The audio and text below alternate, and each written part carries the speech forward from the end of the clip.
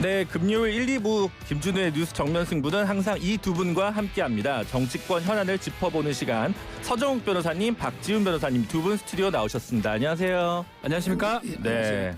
이 조합이 제일 좋은 것 같아요. 그렇습니다. 네. 저도 개인적으로 되게 좋아하는 우리 서정욱 변호사님. 네. 존경하고. 어디에 진심이 지금? 진심으로 사람은 참 좋은 네. 형님이십니다. 제가 개인적으로 형님이라 하기도 생각하는 건 다르시지만. 네. 그렇군요.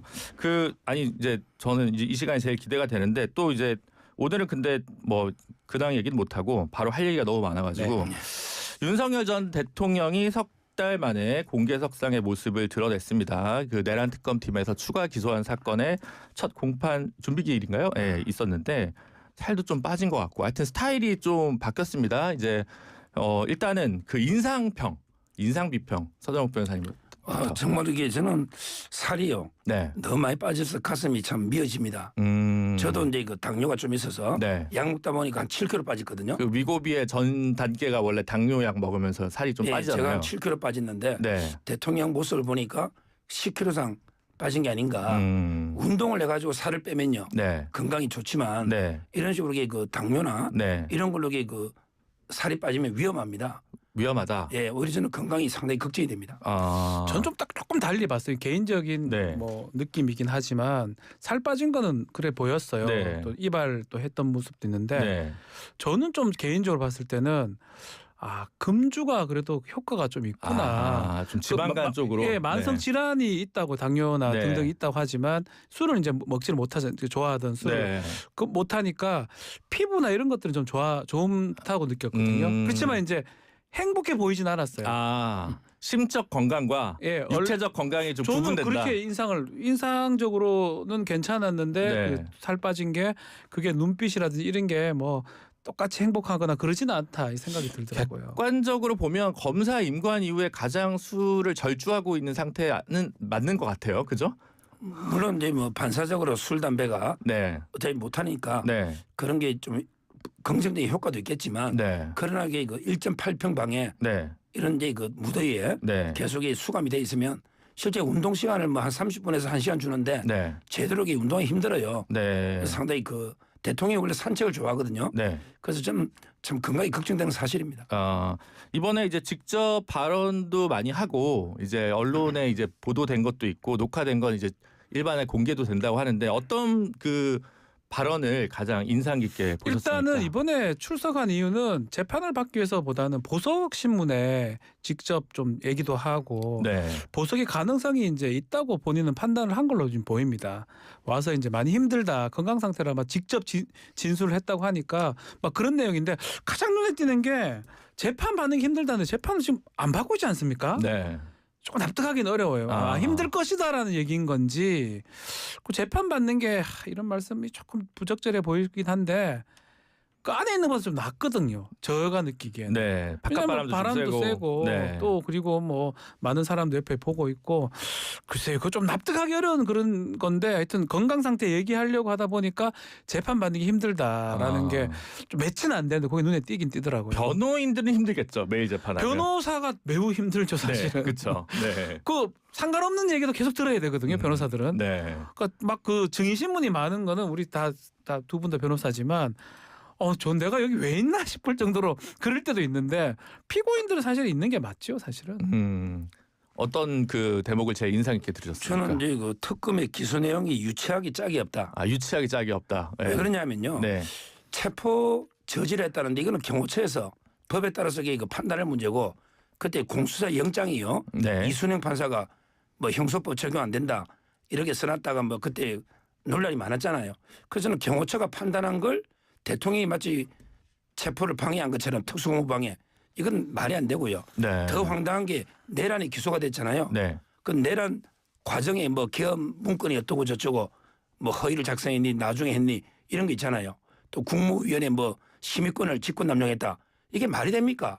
우리 살인죄로 기소가 됐는데 살인 과정에 칼을 찌르니까 옷이 손괴됐더라. 이걸 별도로 한다? 이거 진짜 유치하기 짝이 없는 네. 말이 안 되는 거죠. 이미 내란 기소로 내란 관계되는 수반되는 거는 이미 기소가 됐기 때문에 네. 별도로 영장 추가 기소는 잘못된 거죠. 아, 그래서 두 분께서는 이제 둘 다 변호사시니까 이게 이제 보석 석방이 이제 가능하다고 보시는지 일단 제로입니다. 제로다. 네. 없습니다. 네, 뭐 이유는 이유는 없나요? 이유가 어디 있겠습니까? 이게 뭐 보석 사유가 돼야 되는데 네. 건강 상태가 지금 사실 다 나왔죠. 네. 그렇게 아주 중병이나 이건 아니고 뭐 치료도 지금 적절히 받고 있고 이게 석방시키 줄 만한 사유가 사실 없어 보입니다. 그리고 제명 자체가 사실 상당한 중한 범죄 아니겠습니까? 네. 그리고 일단 한번 풀려났다가 또 문제도 있었고 저는 보석 가능성 없다고 봅니다. 근데 보석이라는 게 임의적 보석과 필요적 보석이 있거든요. 그렇죠. 내라는 사형 무기징역은 임의적이잖아요. 네. 근데 이거는 이번에는 가벼운 죄니까 필요적 보석이에요. 네. 형이 가볍다고 하는 10년이야. 거기다가 이제 그 도주우려였고 증거인멸 염려가 없으면 필요적 보석입니다. 따라서 법에 따라서는 무조건 보석해 주는 게 맞아요. 네. 다만 지기현 판사가 구속 취소하고 나서 얼마나 공격당했나요? 백대현 부장판사가 과연 이게 용기 있게 할 수 있을까? 네. 저는 그런 게 공격이 두려워서 보석을 판사가 한다면 이거는 판사도 아니잖아요. 그런 식으로 이게 재판하면 안 돼요. 따라서 법례에 따라 무조건 해줘야 된다. 확률은 높다고 할 수는 없지만 네. 해줘야 된다 봐요. 아, 이제 보석이 이제 원래 보석을 신청하면 그 중범죄가 아니면 원래 해줘야 된다라고 원칙적으로는 형사소송법에 돼 있으니까 근데 내란으로 지금 구속 기간이 돼 있는 게 아니라 이 다른 혐의로 돼 있기 가벼운 때문에 혐의죠. 예 그렇다. 그래서 임의적 보석 대상이기 때문에 뭐 가능한 피할까. 법률적으로는 뭐 그 네. 말이 틀린 말씀이라고 보기는 어렵지만 네. 실질적으로 이거를 보석을 인정해 준다? 뭐 음. 저는 가능성 없다고 봅니다. 저는 그 1.8평방에서 이제 혼자 사는 게 좀 힘들다 이런 얘기를 좁아서 그런데 그게 사실 3인실을 개조한 거라고 그렇죠.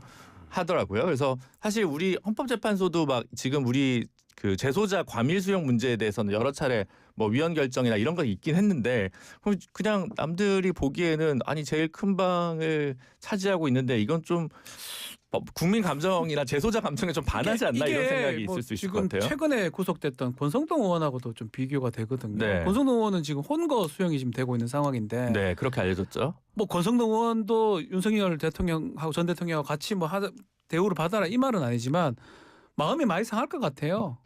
1.8평의 독거 수용 아니겠습니까? 네. 아마 전국에 있는 모든 그 수용자 중에 가장 특혜를 받고 있는 상황 지금 아닌가. 화장실 세면대 빼고 면적이라는 얘기가 있습니다. 네. 저는 그렇게 알고 있습니다. 네. 그러니까 아주 공간만 1.8평이면 네. 스튜디오 지금 보여줄 수 있는지 모르겠는데 스튜디오만 한 것 같거든요. 네. 제가 느끼기에는 이거보다 조금 적을 것 같기도 한데 있을만 하지요. 네. 아 근데 너무 그 각박하게 저는 그렇습니까? 아, 각박하면 이상하죠. 안 된다. 전두환 네. 대통령 노태우 네. 그다음에 박근혜 이명박 대통령 다 한 3평 이상 네. 그 정도 채우 그래도 이게 국민이 한때 뽑았던 대통령입니다. 네. 근데 똑같이 해라. 아니면 이게 뭐 독방인데 좀 크다. 이건 너무한 거 아니냐. 네. 우리가 옛날에 포로를 잡아도요. 포로도 이게 총사령관하고 일반 사병하고 대우가 똑같습니까? 네. 저는 너무 이게 각박하게 공격한다 이래 봅니다. 네. 어쨌든 좀 많이 지었으면 좋겠어요. 이 재소자 인권도 인권이기 때문에 과밀 수용 문제는 해결이 실제로 돼야 이거는 뭐 되니까. 다른 얘기긴 한데 네. 우리 좀 두 분도 재판하겠지만 최근에 법정 구속될 때 구속 안 되는 경우가 꽤 많습니다. 네. 그 이유는 과밀 수용 때문에 그래요. 네. 뭐 일반적 구속됐다가 재판에서 실형 선고되면 뭐 상관이 없겠지만 불구속 상황에서 재판하다가 구속 실형 선고됐을 때 예전보다 비율이 높아요. 그래서 저도 최근에 다 지금 구속 안 돼가지고 안 돼서 당황해요. 차라리 되는 게 맞는데 그런 생각도 한 적이 그만큼 지금 과밀 수용된 건 사실입니다. 네. 특히 지금 그 본인도 국정농단 수사해봤다. 근데 특검 수사가 부당하다 이런 주장도 한 것 같아요. 그렇죠. 본인은 이제 그때 팀장이었죠. 네. 근데 정인이요. 120명이라고 하잖아요. 이런 식으로 무더기로 정해나 이거 좀 바꿔야 됩니다. 이러면서 기간은 6개월로 돼 있거든요. 근데 120명은 6개월을 못 내면 무조건 풀어줄 수밖에 없잖아요. 네. 이런 이제 좀 무더기 정인을 신청하는 뭐 이런 이제 관행들. 그 본인이 할 때는 이게 좀 정제돼서 박근혜 대통령 때 정인이 적었다는 거죠. 이걸 오늘 대통령이 지적하고 있는데 이건 귀담아 들어야 됩니다. 꼭 필요한 정인 한 뭐 20-30명 해도 충분하거든요. 왜 120명이 필요합니까? 이건 공감이 돼요. 이건 네. 사실은 형사재판이 지연되는 것 중에 가장 큰 이유는 증인신문입니다. 네, 그렇죠. 증인신문이 하루에 1명 내지 2명, 3명 그 정도 한다고 하더라도 120명이면 며칠입니까? 이렇게 계산 자체가 안 되는 거거든요. 이거는 공소를 유지하는 뭐 특검이나 검찰 측도 마찬가지고 법원에서도 충분히 이게 컨트롤 가능한데 너무 그냥 무한정 받아주고 무한정 채택해 주는 거 아니냐. 그 부분은 뭐 윤석열 얘기 그걸 떠나가지고 네. 좀 재판을 빨리 진행하려면 증인 이게 신문 자체를 조금 줄여야 되지 않나. 그 부분이 가장 중요해 보여요, 사실은. 그 저는 대통령 본인이 이제 진술을 거부하니까 증인이 좀 자연스럽게 증가하는 것도 있지 않나. 그거는 이런 뭐 그거는 그렇기 때문에 특검에서 네. 증인 신청을 한 거는 맞아요. 네, 사실은. 그런 부분도 좀 있어서 하여튼 종합적으로 봐야 될 문제 같습니다.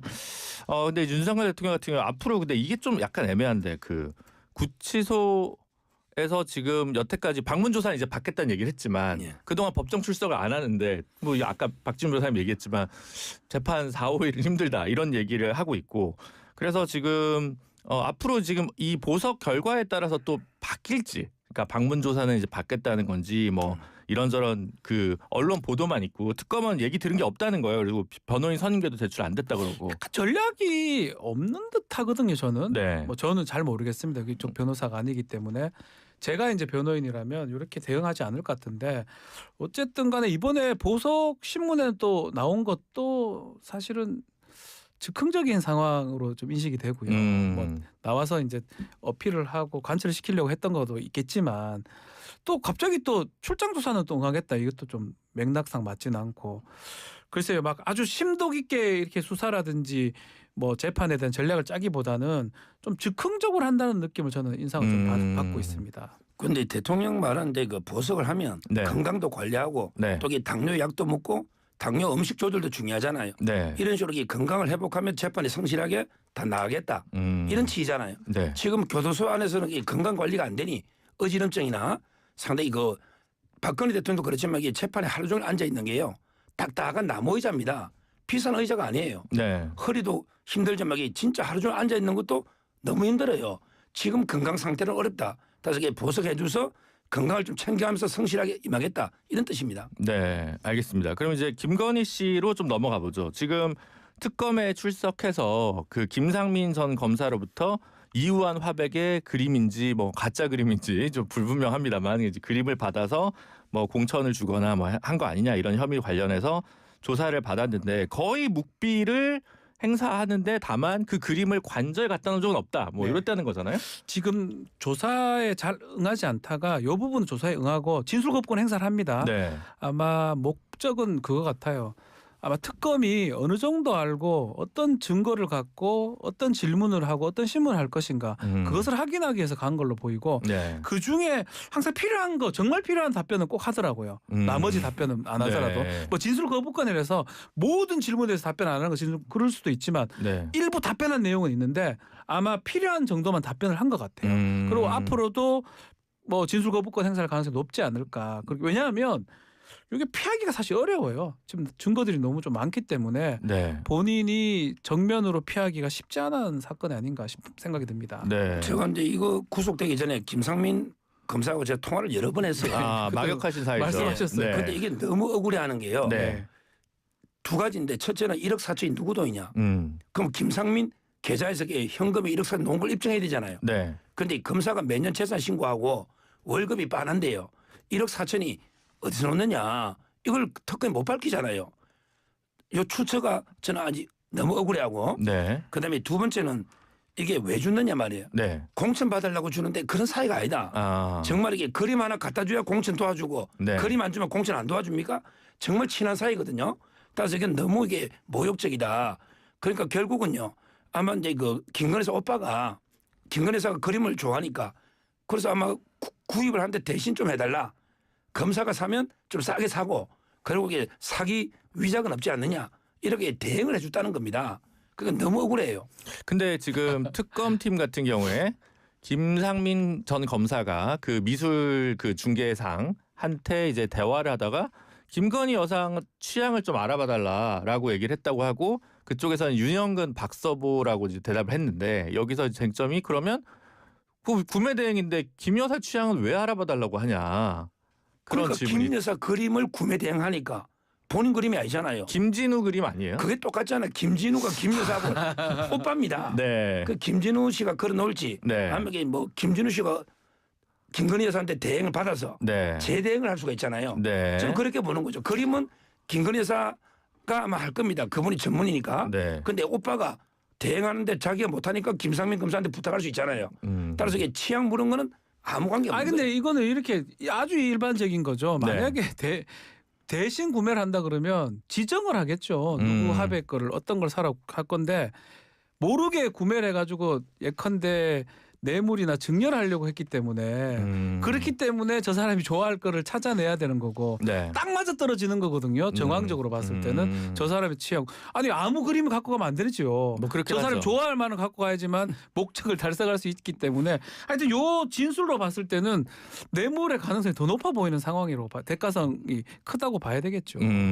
뭐 그거는 이제 앞으로 뭐 앞으로 가릴 조사를 해야 문제입니다만 어쨌든 김상민 검사가 어쨌든 구속이 됐기 때문에 뭐 어쨌든 네, 좀 지켜보도록 하겠습니다. 뭐 그럴 수도 있잖아. 윤영근, 박서보도 좋은데 예, 그 취향이었다는 거잖아요. 김건희 씨가. 근데 너무 비싸서 아니면 이제 이게 늘 매물이 있는 게 아니지 않습니까? 그렇죠. 그림은. 그림이라는 거는 네. 아주 소수 그 이완 하백 거를 네. 선택했다. 그러니까. 뭐 그럴 수도 있는 뭐 거고요. 좋아하는 건 뭐 김한기 좋아한다고 할 수 있는데 더 비싸니까 못 사잖아요. 김한기 다 좋아해요. 예, 못 그 싫어해서 사죠. 그건 취향도 아니죠. 그냥 예. 있으면 좋은데 예, 못 사서 문제죠. 네, 알겠습니다. 그 그림 얘기하니까 지금 종묘에서 차담회를 한 것에 대해 적법성에 관해서 적정성에 대해서 논란이 좀 있는데 이게 지금 로스코 이것도 유명한 말하자면 그 화가인데 그쪽 가족을 만나서 미공개 작품을 그때 봤다. 미국 순방시에 바이든 여사 소개로 이에 대한 담례로 종묘에서 차담회를 한 거다. 이런 걸 가지고 수사를 하고 있다는 보도예요. 지금 이게 뭐 수사의 대상인지는 모르지만 네. 이제 종묘 차담회에 대한 이제 전말이 드러나는 거죠. 그 가족들을 지금 불러서 보여줬다. 그리고 종묘라는 거는 우리나라를 상징할 수 있는 그런 거니까 외국인들한테 보여줄 수 있는 그런 거 아니냐라는 걸로 보이고 로스코 작품은 보니까 이게 좀 추상화 아주 유명한 작가들하고 거기 이제 단색화하기로 보면 이색화 두 개로 딱 돼 있죠. 칸딘스키 같은 제가 잘 모르나요? 제가 죄송합니다. 제가 잘 모릅니다. 하여튼 색깔 두세 개 이렇게 해가지고 하는 그런 건데 그거 담내로 이제 보여줬다는 거는 뭐 수사 영역도 되겠지만 사실은 이 부적절한 부분들을 확인하는 부분이 아닌가 생각이 듭니다. 야, 소설을 써도 이게 말이 됩니까? 이거 어떻게 담내라고 그림 보여준 거하고 차담회하고 이렇게 연결시킨다는 자체가 저는 뭐 소설 중에 소설이다 보고요. 그다음에 이게 뭐 부적절할 수는 있겠죠. 규정이 있다면 종묘에 그러나 이게 과연 이게 범죄인가? 좀 이게 그냥 부적절하게 비판하면 되지. 이건 무슨 범죄입니까? 차담회 한 게 참은 게 뭐 뇌물 받은 것도 아니고 저는 도저히 이걸 수사하니까요. 저 오늘 국민일보에서 김건희 특검에서 검사가요 40명 있는데 과반이 돌아가겠다. 이런 말도 안 되는 수사하라고 하니 검사들이 절반 이상이 돌아가겠다 이러고 있답니다. 청취자분들의 이제 이해를 돕기 위해서 얘기하면 그 윤석열 대통령 방미 때 김건희 씨가 그 질 바이든 여사랑 국립미술관 워싱턴에 있는 미술관에서 로스코 그림을 봤다는 거예요. 그리고 이번에 종묘 차담회에서는 그 로스코 화가의 아들과 아들을 포함한 이제 차담회를 했다는 거고. 근데 코바나 컨텐츠 시절에 이 로스코 전시회를 기획한 적이 있습니다. 그러니까 로스코에 대한 취향은 분명하다. 분명하다. 추상화가입니다. 네, 그렇습니다. 저도 좋아하는 굳이 이제 그림이에요. 범죄로 한다면 직권남용죄 같은 게 될 수는 있겠죠. 굳이 그쵸. 한다면. 그 국가 유산을 이제 사적으로 유용한 그런 거니까. 직권이 있어야 직권남용. 직권을 아무데나 갖다 붙이는데 그래서 그런 권한이 없어요. 그래서 직권남용죄 무죄가 많이 되죠. 그러니까 사실은. 그럼 배임죄. 배임죄 지금 이제 없어질 상황이니까. 폐지한다는. 알겠습니다. 자연스럽게 국회로 좀 넘어갔습니다. 필리버스터 지금 하고 있는데 오늘 이제 정부조직법 이제 개정안 됩니다. 근데 이제 계속 원래 생각해 보면 이제 송원석 원내대표랑 김병기 원내대표 합의 받다가 그 다음에 이제 갑자기 엎어지고 다시 이제 필리버스터 모드로 가는데 이 부분에 대해서 또 이제 어떻게 평가할지 그리고 앞으로 전망에 대해서는 잠시 광고를 듣고 2부에서 이야기 나누도록 하겠습니다. 잠시만요. 안녕하세요. 배우 남궁민입니다.